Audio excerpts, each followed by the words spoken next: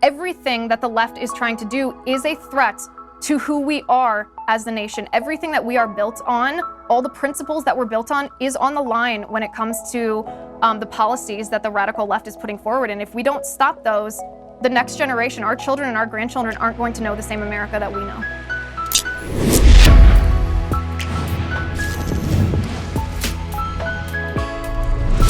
Hey, and welcome. This is the Ben Shapiro Show Sunday Special. I'm really excited to welcome to the program Liz Wheeler from OANN, One America News Network, and her show is called Tipping Point. She has a brand new book out also called Tipping Points, plural, to distinguish it from her show. Liz, thanks so much for stopping by. Ben, thanks for having me. So what prompted you to write your book, Tipping Points? Right, so this is the most common question that I'm asked about this book, and it's actually a great story. You probably experienced this too, actually. After my show every night, we have a show Monday through Friday, I get dozens, if not hundreds of emails from people telling me, I agree with what you say, I see for myself what the left is doing to our nation, but how do I do anything about it? These are people who don't work in Washington, D.C., people who aren't in the government, they're not in the swamp. They want to know what they can do besides every year going out and casting their ballot. And, I would answer as many of those as possible, but after a while, I thought, well, this needs a longer form. So my book is my long form answer to those people. This is a handbook for what everybody in America can do to fight back against the radical leftist ideology. So let's talk about what it takes to even get into the conversation. So Sure. I get the same letters that you do. The biggest question I always get is, how do I destroy somebody, defeat somebody in one of these debates? And the first thing that I always ask is it even worthwhile having the conversation? So what do you think are the preconditions to having an honest conversation? One of them might be that you're not supposed to be destroying each other in the conversation. Right. Well, one of the things that I always remind people is a lot of times when you're having a debate, and this I'm sure you've experienced, is you may not change the mind of the person that you're actually talking to. A lot of times it's almost entertainment. It's a show to have those ideas compete with each other. And the person that you're talking to is going to be pretty firm in their beliefs. That's part of human nature. We don't like to change our minds. We don't like to lose face. But if you really think about the people that are listening, what they might hear, what part of the leftist argument they might need debunked in order to process the information from your side, from the right side that you're presenting in that argument, that's what I always tell people to think about. Not necessarily the person that you're talking to, but everybody listening to the argument or the debate. So how much command do you have to have of the facts in order to have these debates? Because you spend your life doing this, I spend my life doing this. Most of the people who are writing us spend 5 minutes or 10 minutes or maybe an hour listening to our shows every night. What level of expertise do you think people have to have in order to do well in these sorts of conversations? Well, I always say when you're talking to a liberal, it's not difficult to be the smartest person in the room, the most educated person in the room. So I would say you do have to know what you're talking about. Of course, if you don't know what you're talking about, then you're just going to be slinging around talking points. Kind of makes us no better in a political debate than the other side. But that's what I hope to do in my book, is I give people some facts and some figures and some arguments that you can make without spending 6 or 8 hours researching every day before you engage in that debate. And once you know the basics, once you know how to use the basics, almost weaponize that data or that information against a leftist, then you don't have to, you don't have to have a PhD in politics to do it. Have you ever found yourself convinced by any of the arguments that other people are making on the other side when you have a conversation with them on some of these issues? Probably not at this point in my show, because I'm pretty firm. I'm pretty firm in my principles. I know what I believe, and more than that, I know why I believe what I believe. I always say in politics, you should tie yourself to the principles, not to a politician, not to any show, not to any personality. You should tie yourself to principles. And so when I go on my show or when I do speaking gigs, I'm not thinking about a particular political party. I'm thinking about the principles that I'm fighting for. And so if you can convince me why my principles are wrong, if you can convince me why my religion is wrong, I'm open to hearing your argument, but I've thought through my positions pretty closely. So I don't know that in a debate I've thought, oh, yep, you're right, I'm wrong. So you're a young conservative woman, which means that you've internalized the patriarchy. So what exactly made you conservative to begin with? Well, I grew up in a conservative family. My dad's a small business owner.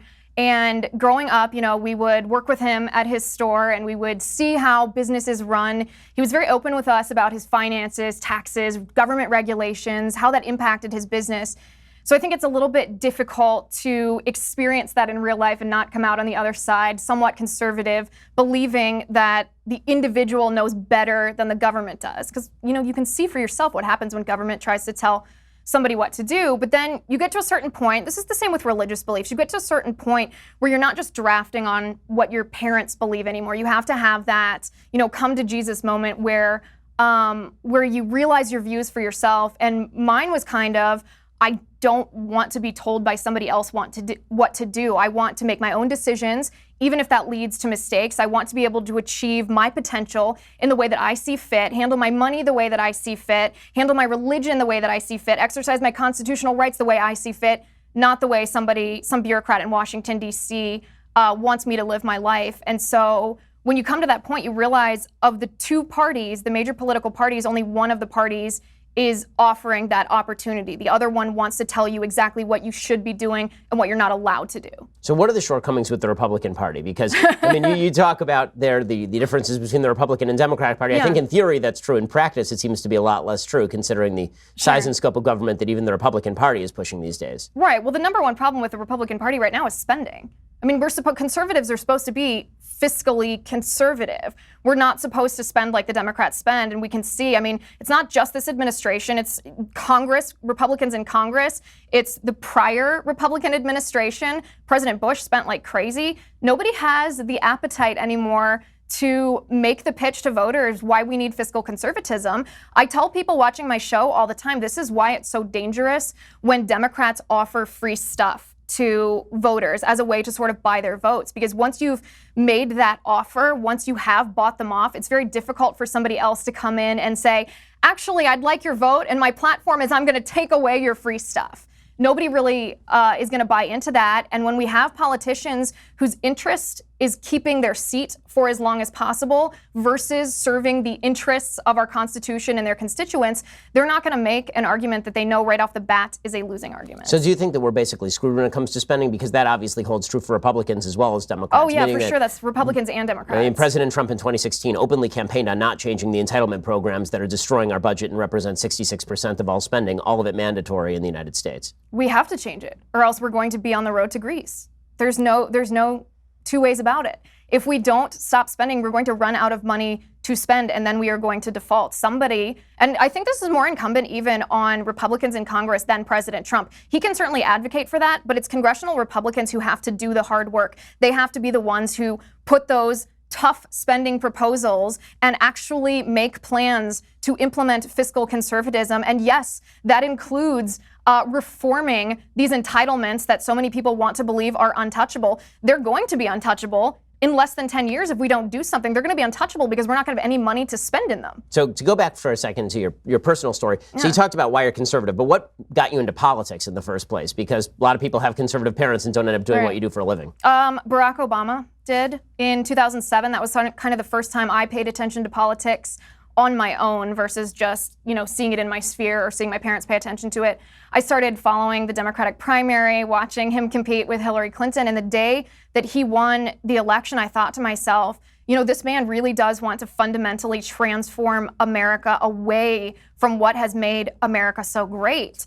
And I would see these politicians on the debate stage, Republican politicians, saying the wrong things. They're not speaking to what voters have the capacity to hear. They're not packaging limited government and conservative principles in a way that's palatable to basically anybody outside of Washington, D.C. And I thought to myself, I can say these things better than these politicians. I can tell people why conservative principles are the best for them and for their family and for our nation. And so I thought to myself, then you should do it. Okay, so what do you think is the specific angle that you take that a lot of politicians don't? So I've critiqued for a long time this sort of accounting methodology that former Speaker of the House Paul Ryan was famous for. He kind of sit down with the briefcase and then explain to people why entitlement spending was bad. I've been very critical of that approach. I think that it is counterproductive. It's too wonky. But what do you think is the best approach when you're trying to convince people, not just debate with people, but convince people who may be undecided about these issues? Well, you need to think about how they hear things. I mean, this is true in interpersonal relationships too, which is why in one of my chapters of my book, when I give a reading list, I actually give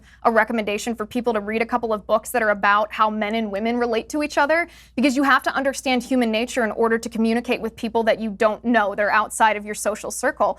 And I think politicians don't think about the perspective of the people that they want to vote for them. They're thinking only about their arguments on the House floor. They're thinking only about their policy positions, what's smart and what's not smart to them. And they're not thinking about what touches the heart of one of their constituents. And I'm not advocating to go just to emotion like the Democrats do, but you also have to be a relatable individual. You have to listen to what the other person cares about, and then you have to explain why conservative policies best address what they care about. Because hands down, I mean, I cannot think of an issue that an individual American cares about that is not best addressed by limited government versus big government. Okay, so let's talk for a second about the female aspect of what you do, meaning that there's all of these opinions out there about what women are allowed to speak about versus what men are allowed to speak about. This particularly becomes true in the area of abortion, where men are routinely told that they have to sit down and shut up because if you are not pro-abortion, then this is obviously because you're not a woman.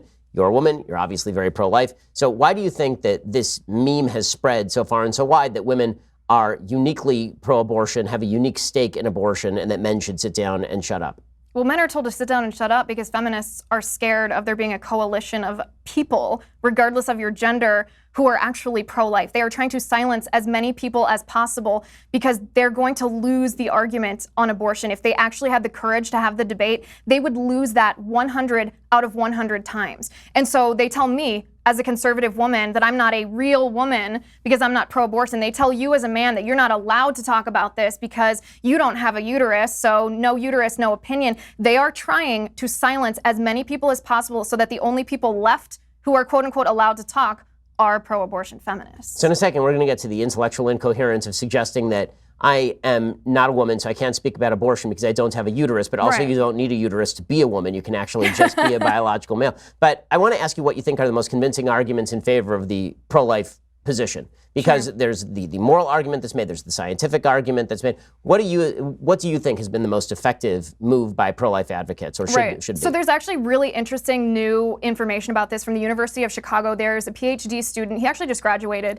who did a study on what convinces people to be pro-life versus pro-abortion. And the number one deciding factor people said is, when does life begin? You talk about this all the time. I talk about this all the time. But he said it's the science of the thing that convinces people, and people want to know when life begins. And so he studied, well, who, when they tell you when life begins, do you give the most credibility to? Because sometimes when I say it, people will say, you're just saying that because you're a conservative. You're just saying that because you're pro-life. And he found that biologists, people think biologists have the most credibility when it comes to this argument.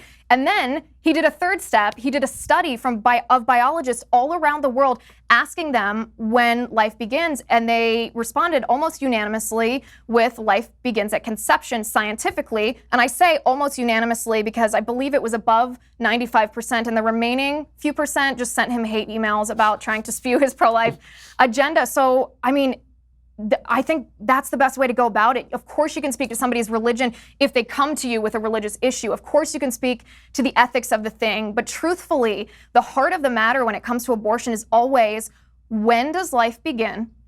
And if life begins at conception, which science tells us it does, then what right do we have to end that human life? Okay, so let's talk for a second about some of the counter arguments that I've heard, and I'm sure you've heard, on the abortion issue. So one of the counter arguments that I hear very often is the bodily autonomy argument, which is, sure, it's a human life, but it exists inside you.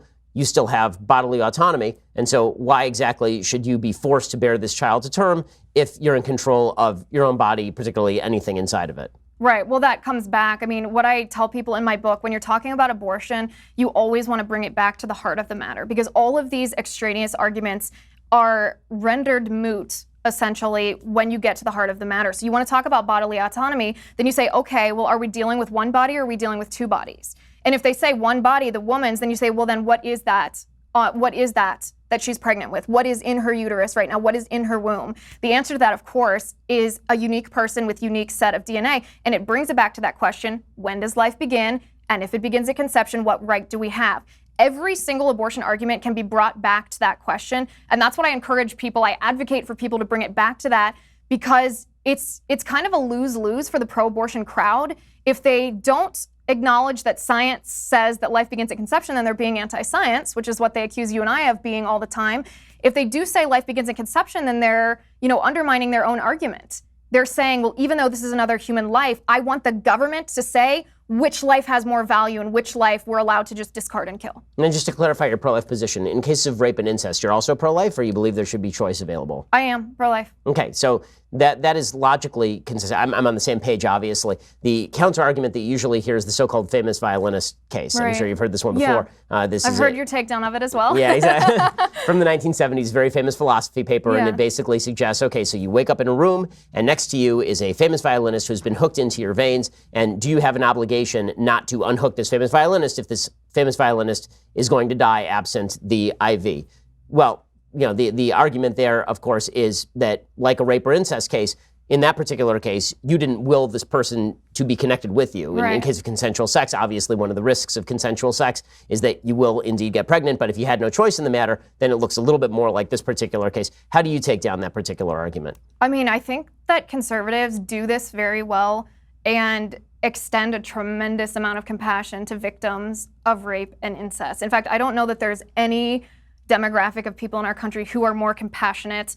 And I'm not just talking about on the airwaves. I'm talking about with their money. I'm talking about with their charity to victims of rape and incest, as we should be.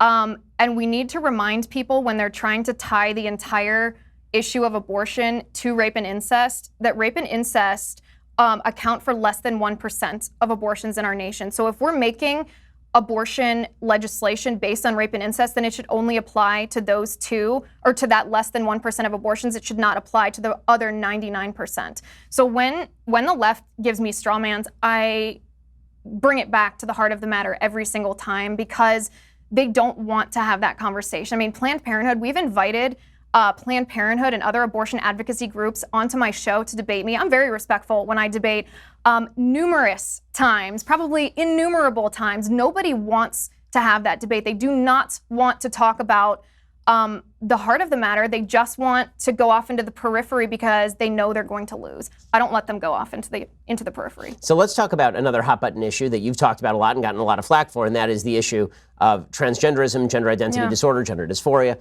So the right has gotten a lot of flack again, and the numbers here tend to break down along gender lines, meaning men are less sympathetic to the arguments with regard to changing of gender than women seem to be, in the same way that when it comes to the pro-life, pro-choice argument, men tend to be a little bit, not tremendously so, a little bit more pro-life than women do. On transgender issues, it seems like there actually is a larger gender gap on some of these issues. So where do you stand on the malleability of gender versus sex?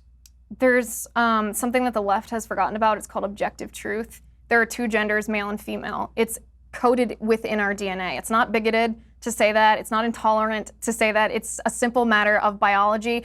I will never let the left shut me up from saying that, because it is the truth no matter what they say.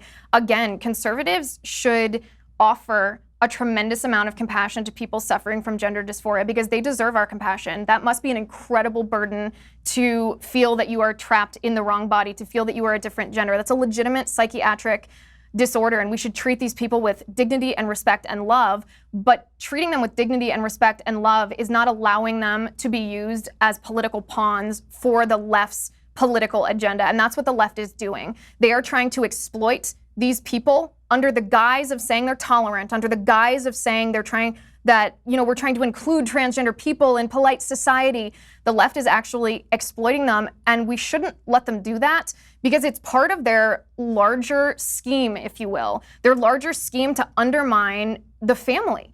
Because when you advocate for transgenderism, meaning when you do that politically, what you're doing is you're saying that there's no real gender roles, right? And if there's no traditional gender roles, then there can't be any traditional relationships. If there's no traditional relationships, then there can't be a traditional marriage. If there's not a traditional marriage, then there can't be a traditional family unit. If there's not a traditional family unit, then everybody in our nation is rendered dependent on the government, which conservatives identify as the ultimate goal of many Democratic politicians. They want money and they want power, and to do that, they control the people.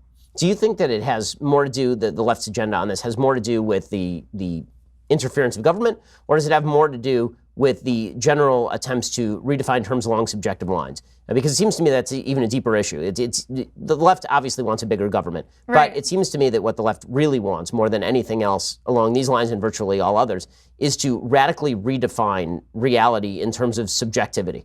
The idea being that we are supposed to simply respect what you think of yourself and take that as a given reality, and that any attempt to say something that is objectively true is offensive to you. Right. And the goal there is that once we can't even have a common conversation anymore, well, then how are we supposed to live together? I think that the attempt to break down gender is part of an attempt to break down religion, part of an attempt to break down social institutions, not in favor of government, but just in favor of leveling. But I think you have to ask why. Like, why would they do that just independently? Why would they care if there's no such thing as objective truth if it wasn't in pursuit of a larger goal? Because I don't think that as many leftists, and I'm not lumping together liberal voters with leftists. I don't think leftists I don't think they impose their agenda haphazardly. I think they do it on purpose and with a purpose. It's one of the things that I talk about in my book, actually, that you have to define it. You have to define what it is that they want, because when you define what it is that the left wants, you can understand that each of their attacks, whether it is on Christianity and religion or the family or our education system or whatever it is, when they are attacking these things, they're doing it with a purpose. And their purpose is to tear down, in my opinion, their purpose is to tear down these cultural cornerstones so that people are dependent on government. They're not doing it just for the sake of doing it. Maybe some individual is, but collectively, I think they're doing it in order to consolidate control in the government, because that's what benefits them the most. So how much do you think is malice and how much do you think is stupidity? I guess is the question.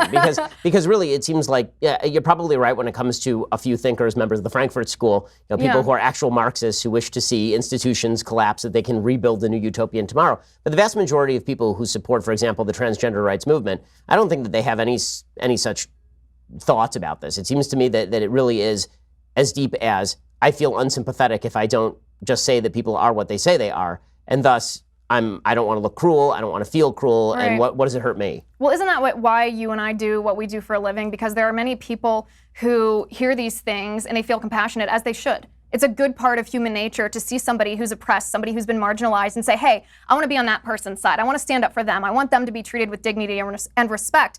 And so they hear this rhetoric from, the upper echelons of the transgender movement, and they say, listen, I want to be on that side because I want to stand with the marginalized people. And you're right, they're not thinking through why the transgender movement is doing what they do. But I think it's directed by special interest, by an ideology that wants to consolidate power into government. Because I honestly don't think that it would be as concerted of an effort to morph this politically correct culture into the laws of our nation if they didn't have a larger plan. All right, so I want to ask you about a couple more issues, and then I want to ask you some sort of broader philosophical questions. So let's talk for a second about an issue that seems to be very divisive again along gender lines, and this is the issue of immigration and national security on the border. So men tend to be a lot harder on border policy than women do. There's been a lot of talk in the media about lack of sympathy from the Trump administration for people crossing the border. You are a border hawk. What do you make of those arguments? I think this is a matter of Democrat politicians tell lies to the American people. Truthfully, I want to talk about the immigration rules that the Trump administration just unveiled, the ones about catch and release, the one about detaining children with their families. Do you know what this issue is actually about? Human trafficking, the trafficking of little children. If you're a Border Patrol agent or an ICE agent, you are giving pregnancy tests to little girls as young as 11 years old.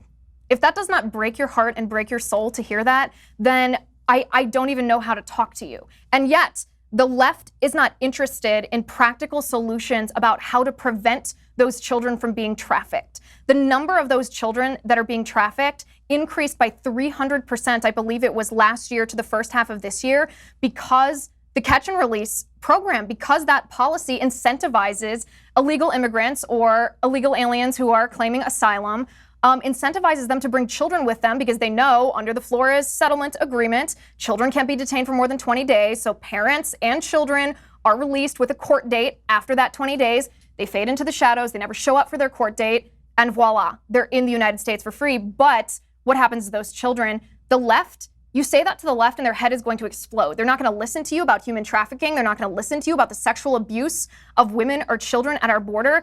And that should show you all you need to know about whether the left is arguing about the border in good faith or not. Because if they cared about women and children the way that they claim that they do, they would be applauding. They would be standing up and giving a standing ovation to what the Trump administration just did. So one more issue that I want to get your opinion on, and then we can get into some more broad philosophy, and that is the crime issue. So it seems like this should be an area, particularly where women really are conservative. I mean, and this was the premise of the 2004 election. George W. Bush ran on the so-called security moms, women who are deeply concerned about national security and crime. And yet right now, what we are watching is a movement by both parties away from sort of tough on crime tactics, including the Trump administration, which signed into law criminal justice reform. And we've tried that here in California. It has not worked particularly well. Well, what's your take on how the government should be dealing with crime? I think we should enforce the laws that we have on our books.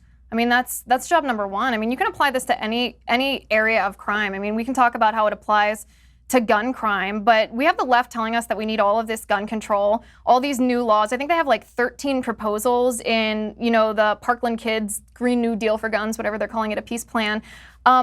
All of these different things, if we had just applied the laws in our books, we don't need gun control to keep us safe. So that's a microcosm of our entire criminal justice system. If we actually enforce the laws in our books, we wouldn't have the same issues that we have today. It wouldn't be such a politically, I don't even want to call it a politically divisive topic so much as a politically dishonest topic. People pretend like they're on one side of criminal justice or the other just to get votes, but they don't have actually any intention of enforcing laws that we do have. And so now I want to ask about the more general question. So, sure. So as I mentioned before, there's this massive gender gap between men and women, particularly with regard to President Trump, but just true politically generally. It's a growing gender gap. It's getting worse. You're making a very articulate case as a woman for pro-life positions, for pro-hawkish positions on immigration, for anti-crime positions. All of these are convincing arguments with which I agree. So why is it that this gender gap is widening, not narrowing? I think because of what I said before. I think the Democratic politicians tell lies all the time. The mainstream media disseminates those lies to all the four corners of our country. Not everybody spends as much time as you and I do researching every day. So I'm not going to sit here and castigate people who fall for the propaganda, but essentially that's what's happening. If you're not someone who's highly plugged into the conservative movement or conservative media, then some of these arguments that are coming from the left, at surface value at least, sound very compelling. I mean, think about those pictures. We're talking about immigration. Think about those pictures of those little kids, those little girls wrapped in those foil blankets in cages next to porta potties, surrounded by barbed wire. That should break our hearts. That is really sad. And if you don't do your research, or if you're not plugged in, you might think that President Trump was the one who just put them there and not realize that those photographs were from 2014 and 2015 when President Obama was in office. That seems obvious to you and me, but not everybody is as plugged in to see those things. So again, that's why I do what I do, because I want people to have an avenue to hear the truth. I want people to hear the liberal talking points and say, oh, that does sound kind of convincing, and then tune into me in my show and hear me say, it does sound convincing if it were true, and here's why it's not true. Well, I mean, I think that answers why so many people are deceived generally, but to get back to the sort of gender gap, why is it that more women than men seem to be buying into left-wing arguments? And again, I think the gender gap is a really obvious thing that's been happening. I mean, you can see it. The Democrats fought the war against the war on women in 2012 with Mitt Romney, and then they did the same thing in 2016. The great danger to President Trump, electorally speaking, is women in the suburbs. It is not men per se. It is. Well, there's a huge gender gap. Don't you think it's fearful? Because the Democrats, that's what I would identify it as, because the Democrats target women, especially suburban women, and say, listen, if you don't support radical leftist policies, then you're going to be relegated back to, what many women consider to be their worst nightmare, not able to vote, not able to drive, not able to have a job, not able necessarily to choose who they want to marry or where they're able to live, sort of the proverbial, and I don't mean any disrespect to my grandparents' generation, but the proverbial, 30s, 40s, 50s housewife that is just cleaning house and cooking. And I don't mean any disrespect to people who do that, but there's a difference between doing that when you choose to do that and doing that when you're forced to do that. And so the Democrats have made a concerted effort ever since the sexual revolution to put fear in the hearts of women, to scare women into supporting their policies, because otherwise you women, you're going to be oppressed by the patriarchy, you're going to be put back into the dark ages, and you're not going to have any freedom. And men, they're strong enough to keep you marginalized. Well, this does bring us to the question of President Trump and what you saw in 2016. We'll start there. Why do you think President Trump ends up winning the election of 2016? Because obviously he was expected to lose by everyone, including President Trump. I think he won because he's not afraid to push back on the radical leftist ideology, on the narrative that's being perpetuated by the mainstream media. I mean, conservatives who followed along, not just this election, not just the Obama administration, but even going back to George W. Bush, conservatives all over the country were so frustrated when, Bush and his administration didn't push back against the media. That really, I think, was red meat to the mainstream media. You know, they saw what they could get away with. And a lot of people across the country were really fed up with that because propaganda does work. So when the media is engaging in this propaganda, it does make a difference in how many people vote if they're not as engaged as you and I are. And President Trump isn't afraid to just point at someone and say, that is BS. That is ridiculous. Don't try any of this nonsense on me. Don't try to castigate pro-life views or immigration views or free market views as being racist or bigoted or homophobic. That's not true. He's not afraid to fight no matter how hard they fight back. And I think that appealed to a lot of people, me included, in our country. With that said, where do you think 2020 is going to go, given the prevailing trends? I had a very interesting conversation with a professor from American University named Alan Lichtman on my show this week. He has predicted the past 9 presidential elections correctly based on an algorithm that he devised. It's not based on the polls. He has 13 elements in his algorithm, and he says a sitting president must lose 6 of those elements in order to lose re-election. And he says President Trump has only lost 3. I find that to be the most convincing argument because I don't buy into polls and I don't buy into predictions 18 months before a presidential election. Well, I mean, I think that it's smart not to buy into polls 18 months or, as it turns out, 18 hours before a presidential election. I lost a lot of money in the last presidential election betting as the data went, and that was a horrible, horrible mistake. But with that said, do you have fears that President Trump is vulnerable? I mean, if you had, let's say you were the odds maker and you had Everybody you're is his always advisor. vulnerable. Nobody should ever take their position for granted. Voters should always go out and vote. You should never feel comfortable in your position. That's the easiest way to not be taken advantage of, but that's the easiest way to lose your seat and be surprised about it. President Trump should campaign on what he's done. He should campaign on what he's still going to do. Voters should go out and vote. They should look at his record, especially voters who during the 2016 campaign didn't believe that he was going to be conservative on anything. They should look at what he's accomplished and they should see that, no, spending is still out of control, but the vast majority of things it's absolutely incredible resume of conservative achievements. And so they should decide, well, which direction do I want our country to go in? And if you want our country to go in the direction of conservatism, well, then there's one obvious choice, and you should go out and you should vote that choice. So as I've been saying for years, President Trump appears to be a hammer, and he's a hammer in search of a nail. Sometimes he hits a nail squarely, and it's really satisfying, and sometimes he hits a baby, and it's not nearly as satisfying. So with that said, let's say that you're advising Trump. What do you advise him to do in terms of how he approaches things publicly? Do you think that he just continues to do what he's doing? You just let Trump be Trump? Or do you think that Trump should tone it down on Twitter? Do you think that he should maybe speak a little bit less wildly, a little bit more advised fashion? What would you recommend? You want my honest opinion? Sure. I actually think Trump's tweets are awesome. Not 100% of them, but more often than not, they make me laugh. They're true. They might be harsh, and they get the media to talk about what he wants them to talk about.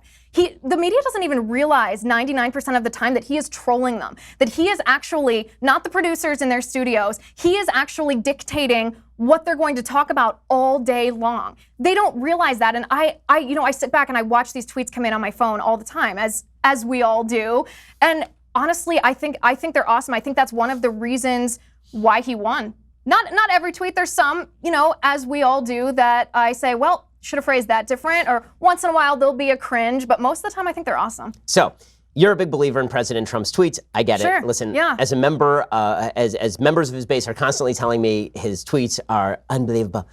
I enjoy my fair share of President Trump's tweets. Sometimes I find them absolutely hilarious because he's very underappreciated as being hilarious. He's very, very funny. I mean, it is one of the chief things about him that is appealing is that he's basically a stand-up comedian being the president, right? I mean, all of his rallies, this is what the media don't understand about him, is that when he does a rally, he's not scripting like Obama. He's not even scripting like W. He's out there riffing like Dennis Miller would at a live stand-up. Yeah. And that's exactly what it is. And that's why when people are like, well, why don't people take seriously what he's, because he's not taking himself seriously at these rallies. Let me push back on this. Remember what I said before about the mistake that politicians make?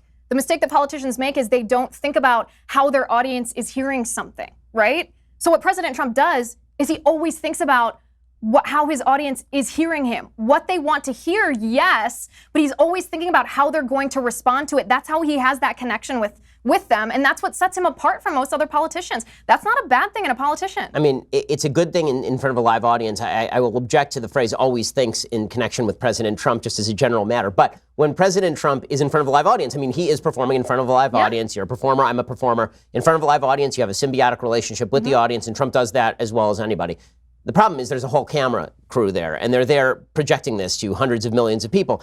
And let me present the counter argument to the Trump's tweets are the greatest thing and are going to get him reelected argument. Okay, here we go. That might be a little bit of a hyperbolic analysis. I don't mean encapsulation I don't mean of to straw. sure. I don't mean to straw man you here. But we'll say that you like his tweets and you think that they are a positive for him. That's fair. Yes. Okay, so here is the case against. There's a mythology that's been built up around 2016. The mythology goes something like this. Hillary Clinton was a wonderful, or at least mediocre candidate. President Trump ran in a fantastically different campaign that mobilized an entire group of people who hadn't gone to the polls before, and he won a sweeping victory because of that. I don't think that's true. I think what happened is that people looked at Hillary Clinton and they didn't go out to vote for her because they thought, number one, she was definitely going to win, so they just didn't show up to the polls. And number two, they just weren't all that enthused about her, so they didn't show up figuring she was going to win. Okay, so if you were like lukewarm on her and you didn't like Trump all that much, like, all right, fine, maybe I'll show up for her, maybe I won't. It's raining outside, forget it, not going to happen. And then people just didn't show up for her in the key battleground state. She wins the popular vote by 2.5 million, and she loses in the narrowest gauntlet in American history. She loses Ohio pretty solidly, but then she loses Michigan, Pennsylvania, and Wisconsin, all very narrowly. Now, the proof of my position that this was about Hillary losing and not about Trump winning and mobilizing a vast new movement is that Trump actually won fewer absolute votes in Wisconsin than Mitt Romney did, and Mitt Romney lost the state overwhelmingly to Barack Obama, and Donald Trump won the state of Wisconsin. That's not about Trump mobilizing voters Romney didn't. That's about Hillary Clinton failing to mobilize the voters that Barack Obama did, because Barack Obama was the actual statistical outlier. And this holds true in nearly every state. Donald Trump performed like generic Republican. The dirty little secret is he didn't perform like non-generic Republican. He actually performed within margin of error in nearly every state with Mitt Romney and George W. Bush in every single state. Well, the problem there is that it was a referendum on Hillary Clinton. Now we move forward to 2020. It's no longer a referendum on Hillary Clinton. Now it's a referendum on Donald Trump because he's the president of the United States. So as I've been saying, if the referendum is on Elizabeth Warren and her garbage ideas, no, but it's not. Trump wins. If it's a referendum on Trump and him as a personality, it's not that then he's got a real problem. If it's just a referendum on the economy, well, then we'll have to see where the economy is in about 18 months, because I think everyone agrees that if the economy takes any sort of dump at all, he's done. Right, but you're missing a big point here. The point is that this is a referendum, and Trump has made it this through his tweets on the leftist ideology. It's the mainstream media that he is battling here, because the mainstream media has been the PR firm of the Democratic Party. So yes, he's not running against Hillary Clinton anymore. He's now running on his own record. Sure, most people are doing better than they were before Trump was president, so he's good there. But his tweets have also changed, by the way, from during the election in 2016 to now. He's ramped them up. They're more bombastic even. They're certainly more frequent. He targets people much more specifically. But here's why. And I'm going to reference actually an article that you wrote, I believe it was last week. You said, what would this week look like in conservative achievements? If Trump hadn't tweeted, yes, this is right. If Trump hadn't tweeted, and I think it's a good point, but I would push back and say, to the left, nothing is ever good enough unless you fully adhere to the radical leftist ideology. This is the cancel culture that we talk about in society all the time. So it doesn't matter that Trump is Trump. They call him a racist and a white supremacist and evil because he's a Republican, not because he is racist or white supremacist or evil. And you can look at proof of that when you look at how the media handled, a sort of lukewarm Republican like Mitt Romney. They said he was evil too. He wasn't tweeting. They're going to treat a Republican exactly the same, no matter how they are, no matter whether that Republican is tweeting or not, because that person is a Republican. Trump shouldn't, in my opinion, cede any ground to them and say, oh, you want me to act a certain way? I'll act a certain way because you want it, because they're just going to push further. It's never good enough for them. I don't think it's about ceding ground to the media. I mean, that is my favorite part of what Trump does. I mean, when he's lashing out at CNN, I have virtually no problem. I think the media are garbage. I think they've been garbage at their job forever. I don't think he's the first person to do it, by the way. I think that Newt Gingrich did it in 2012 in the primaries, and it's why Newt had that brief moment of glory when he started ripping on John Harwood in the middle of a debate, right? So, I mean, this is not something new. Trump has just made it into an art form.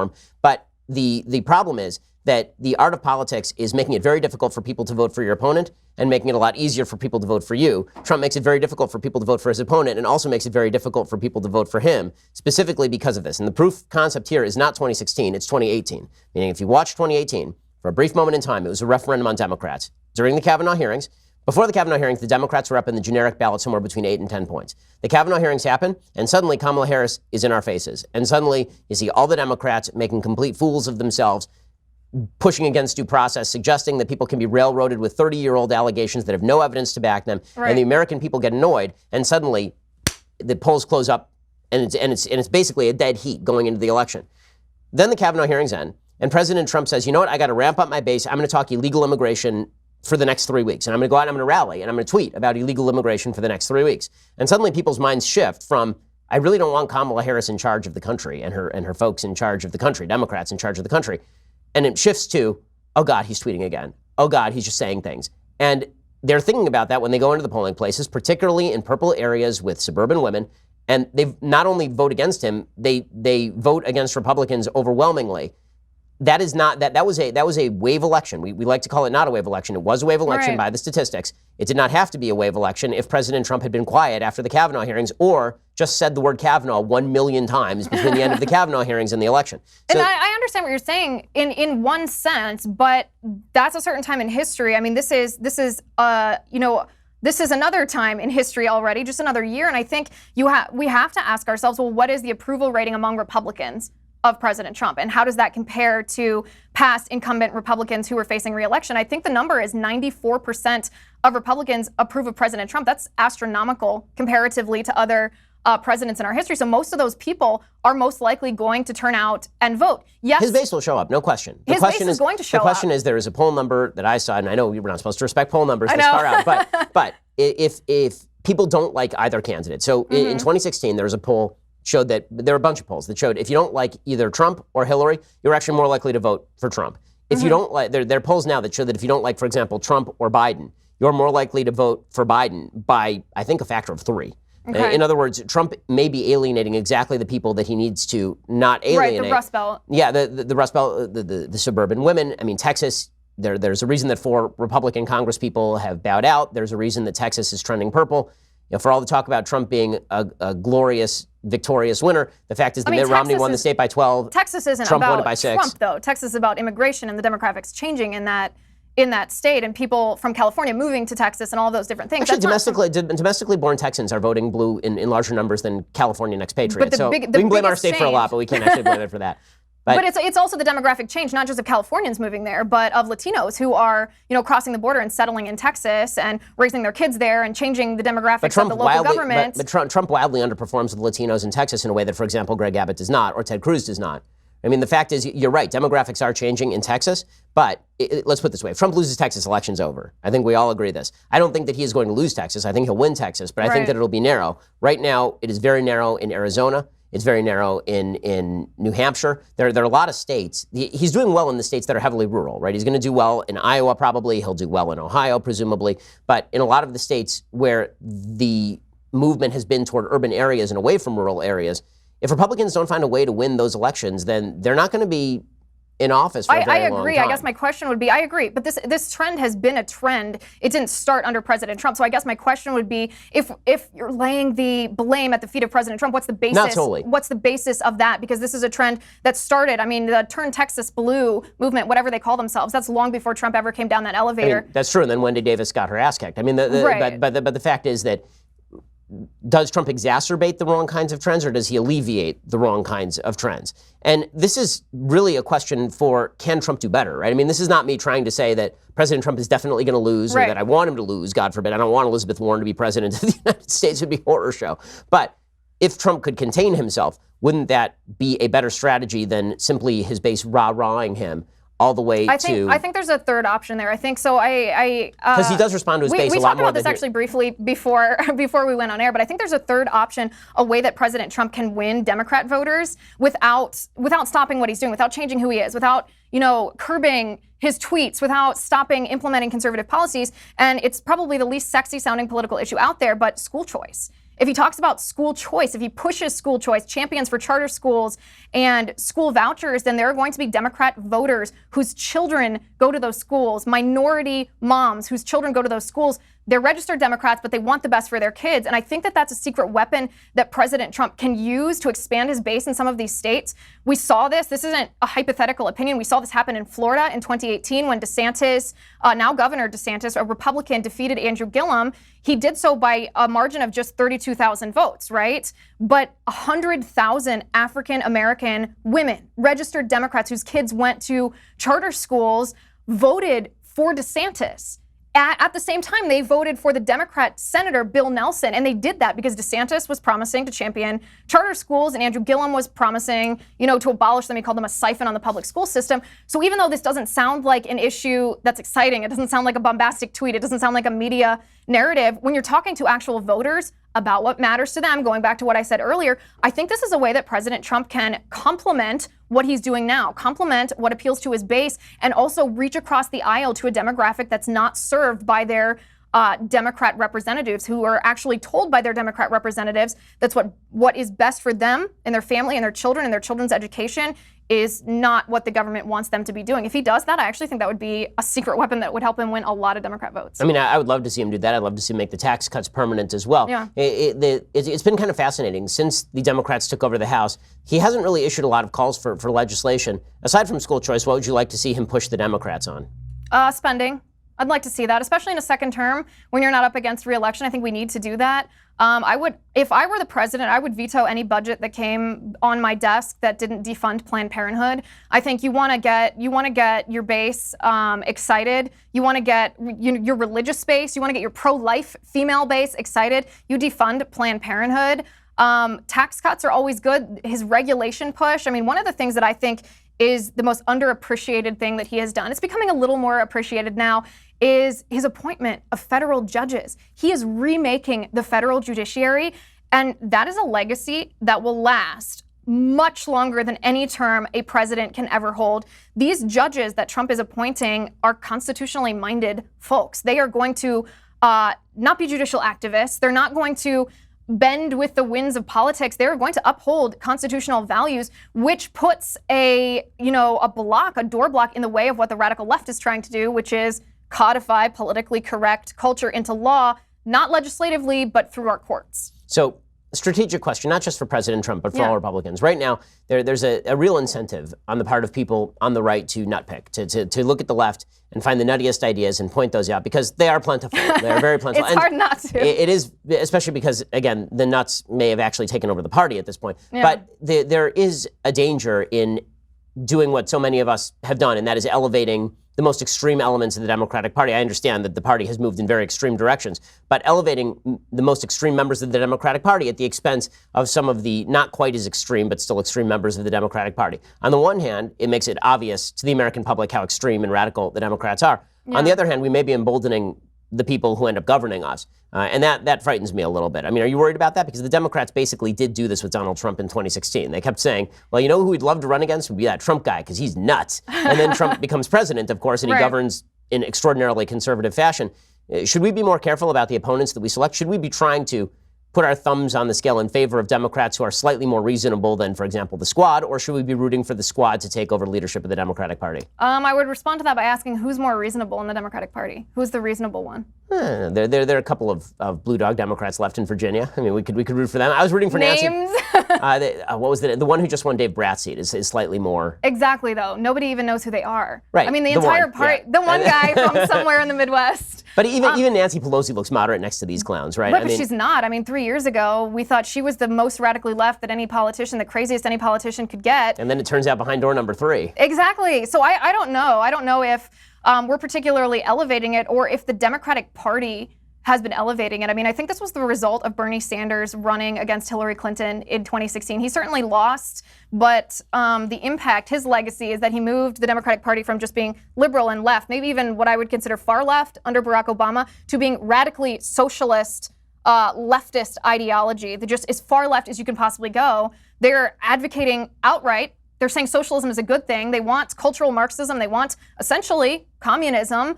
I mean, we didn't make them take these policy positions. We are just saying that policy position that you're taking, it's dangerous and stupid, and here's why we're going to debunk it so that nobody falls for it. So let's talk about the 2020 Democratic side of the aisle. So right now, as we currently sit here, Joe Biden is collapsing in on himself like a dying star, apparently, according to the polls. Elizabeth Warren and Bernie Sanders both running in tandem near where Joe Biden is. There are a couple of polls in the last week that basically have Biden receding back to the rest of the field. Not a great shock, considering that he was a weak candidate going in. How do you see this race going the rest of the way, and who do you think the nominee is? Oh, I hesitate to make predictions a year and a half out. I think it depends on what people say, how bad of gaffes Joe Biden makes, whether people care about looking at Elizabeth Warren's actual policies. I know she's kind of getting this cultural meme status for always having a plan for everything. And in a sense, kudos, having a plan, don't just run on a talking point. So does Stalin, but sure. Yeah, exactly. But if you look at her actual plans, they're terrifying. And so I talk about this on my show all the time. I don't just want to talk about Elizabeth Warren's cultural appropriation, pretend Cherokee heritage. I mean, it's bad by leftist standards. But if you look at some of the other things that she stands for, I mean, the Accountable Capitalism Act, if Elizabeth Warren gets the nomination and I'm Trump, that's what I talk about. The Accountable Capitalism Act empowers the government, the federal government, to expropriate any private business in our nation that earns more than $1 billion in revenue. That's something like 3,500 private businesses that Elizabeth Warren wants to be under the purview of the government and not the people. They have to obtain a federal charter, meaning permission from the government to run their business and a set of standards about how they want to run their business, or else the government comes in and fully takes it over. That is literally socialism. So, you talk about some of these things, or President Trump and all Republicans running should talk about the details of these people's policies, because those middle voters, that 30% who voted for Obama first and then voted for Trump in 2016, they don't like that sort of thing. That's too radical for them, and that would either keep them from voting for an Elizabeth Warren or drive them to vote for President Trump. So on a personal level, change topics really quickly. Have you been dealing with the added notoriety of what you do? So obviously, 5-6 years ago, some people knew you. Now a lot more people know you. Have you dealt with the blowback that you've received for doing what it is that you do? You've obviously become one of the more hated figures on the right because the left despises you. So welcome to the club. Enjoy it. It's a party out here. But how have you been dealing with that on a personal level? I'm really fortunate to have a support system, a really strong family support system, a really strong group of friends. My husband is an incredible support. We were together long before I had a show on One America, and I found it very beneficial to be around people who were my friends, were my family, were my support before I was ever on television, because those people, they just look at me for me, not for me on television. And so when you're surrounded by that, when you're fortunate enough or blessed enough to have that support system, I think it's a lot easier to let that stuff roll off your back. I'm not a terribly thin-skinned person to begin with. I mostly look at insults that are hurled at me in a positive way, meaning I'm human, I don't enjoy being insulted, but if the left doesn't have an argument back, a counterpoint to what I say, then they resort to ad hominem, so that means that I won that point, right? So if you kind of look at insults that way, and then don't look at insults if it starts to get to you. Don't look at your timeline if you're getting piled on by a bunch of people who aren't wanting to argue policy, they're just wanting to insult you personally. Don't look at it. Go hang out with your family, go hang out with your friends, go read a book, go live your life outside of politics, and let people waste their time insulting you if that's what they want to do. Have you gotten really good at that? I've been working on that for years, the not looking at the notifications. Any tips on that? Like, seriously? Just don't do it. Yeah, that's. I basically have started to do that. I've basically gone cold turkey on some. Sometimes on some of it's hard to put your phone down. We both know this. I think we're both Twitter addicts. But I don't know. My rule is just if something starts to get to me, if I see an insult and it actually hurts my feelings, then I'm like, okay, it's time to step away, because that shouldn't hurt your feelings. That shouldn't be something that makes you think anything differently about yourself or something that makes you feel insecure. So if there's anything that does, I step away. Much of the time it doesn't, because I know who I am. I know that I'm a child of God. I know that I'm loved. I know that I'm beautiful. I know that, that I have so much to bring to the world. I'm not insecure when someone calls me a profane name, because I know that that's not true. I know that that comes from a place of ignorance, of stupidity, of probably hurt within themselves. It just doesn't change my view of myself. So, we talked a little bit earlier about the idea of being in a conversation and shifting on fundamental principle. I agree with you that if you're really studied in your own fundamental principles, the changes there are going to be minor and rare. Yeah. Have you ever been changed on a question of policy? Yeah. Like a specific question of policy? Yeah, the death penalty. I used to be very pro-death penalty. If you get these terrible criminals, why not? They deserve to die, right? That's just justice, and I have shifted on that. Probably not 100% anti-death penalty, but you look at the statistics of how many errors there are, how many people are executed, and their DNA afterward exonerates them, and that's inexcusable in our justice system. That we cannot tolerate that, especially in an era where the most terrible criminals don't have the possibility of escaping. It might have been different back in the Wild West, where people could escape prison. To actually keep them from harming other people, you had to put them to death, for example. But that's not the case anymore. We can keep people from harming other people without putting them to death. And the purpose of our justice system, I think philosophically, is not to engage in revenge. It's not vengeance. We're not supposed to play God. The purpose of our justice system is to restore order to our society. And we have to, unfortunately, tragically, we have to remove some people from society. We have to incarcerate some people when they have violated other people's rights and can't be trusted not to violate people's rights again. But that's the extent to which our justice system should go. We shouldn't be saying what these people deserve or what we think they ought to get because of what they do. We just have to protect people. And as human nature, I think it's hard to do that when you see some of the most egregious crimes committed by the most evil of people. But yeah, that's one that I've changed my thinking on. So on a broader level, how does religion play into your life? Are you a religious person? Yes, I am. I'm a practicing Catholic. Okay. It is everything of who I am. So maybe you can talk a little bit about that. Yeah, Like, how definitely. does that play into your politics? It plays into my politics. Well, I mean, kind of what I just said before about it's my identity. I'm a child of Christ. I know who I am. I know that I am loved. I know I am created, fearfully and wonderfully made. I know that I am put on this earth for a purpose. I know that my role on this earth is to further the kingdom of God, to love other people as Christ loves me. I try to do that through my politics as well. I think, God gave us free will. He didn't make us the same as animals. He wants us to have a choice between good and evil so that we can choose him, so that our choice is of free will to choose him. And I think conservative policies allow people not only to achieve the potential that our Creator put within them to achieve, but also to make those choices in their own lives between good and evil. It's also the most compassionate. We're called, I think any religious tradition calls us to be generous and loving and charitable to other people, and conservative principles allow us to do that better than any other form of government that the world has ever known. So, well, we've talked a lot about arguing politics. How do Yeah. you go about arguing or discussing religion with people, or do you sort of try to stay away from it because people tend to have their own private beliefs? I don't have a lot of political or religious arguments on air.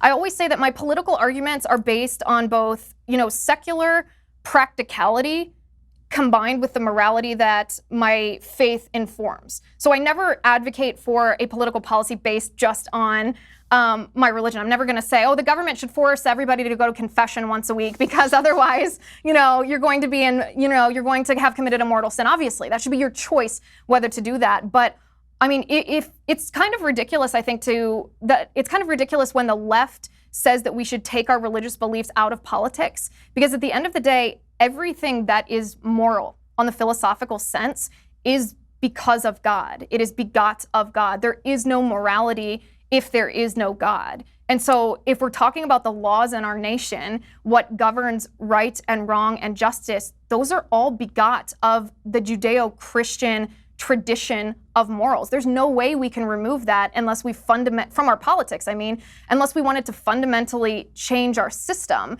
And we've been the most successful, the most just, the most prosperous system on earth. Why would we change that? So what do you think is the biggest problem facing the country right now? And there are plenty of them. Right. Well, I'm going to use a big umbrella, and I'm going to say the radical leftist ideology. The ideology that says that government knows better than the individual, that there is no objective truth, that anybody, can be who they want to be based on their identity, that you don't have a right to your own property, that government can take it away from you and give it to someone else. Everything under the umbrella of what the left is currently offering us. They're trying to undermine our religion. They're trying to use our education system as an indoctrination center. They're trying to destroy traditional marriage and the traditional family. Everything that the left is trying to do is a threat to who we are as a nation. Everything that we are built on, all the principles that we're built on, is on the line when it comes to the policies that the radical left is putting forward. And if we don't stop those now, the next generation, our children and our grandchildren, aren't going to know the same America that we know. It's a pretty imposing battle that you're spelling out there. So what's the best way? We talked very early on about the best way for individuals to fight that. Is that just to talk politics with their friends, or what? How you're talking to the plumber in Ohio. What exactly would you tell that person? You've laid out this grand battle of ideas. How exactly should people in the United States be fighting? Well, first of all, they should live it. The best thing that we can do is we can set an example of how we live. So if you believe in small businesses, run a small business. If you're pro-life, be pro-life. If you don't want religion attacked, practice your religion openly and without shame. Share that religion. Talk to your friends about conservative policies or limited government. You don't even have to politicize it so much to say Democrat policies or Republican policies. Talk about limited government with people. Get out there, run for office. One person can start a movement. One person makes a difference. The left will tell you that you can't without the help of government, but conservatives tell you that just you can make a difference. And so do it. Be who you were created to be and do it. Well, Liz, I really appreciate you stopping by. The book is Tipping Points. Everybody should go check it out. Liz, thank you so much for your time. Thank you so much.